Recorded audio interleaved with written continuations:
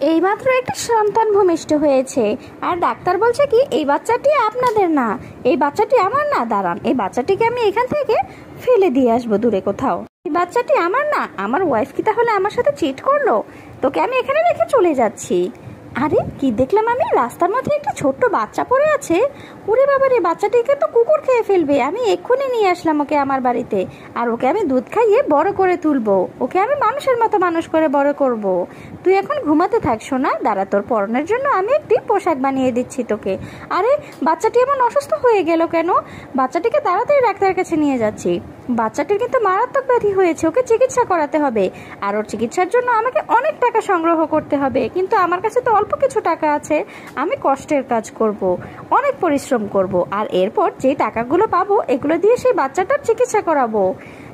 আমার বাচ্চাটাকে তাড়াতাড়ি সুস্থ করে দিন, আমিও অসুস্থ হয়ে পড়েছি। সোনা তুই চিন্তা করিস না, তুই খুব তাড়াতাড়ি ভালো হয়ে যাবি। ভিডিওটি ভালো লাগলে অবশ্যই আমার চ্যানেলটি সাবস্ক্রাইব করবে, আর লাইক কমেন্ট শেয়ার করতে কিন্তু ভুলবে না। নেক্সট ভিডিও দেখার আমন্ত্রণ রইল।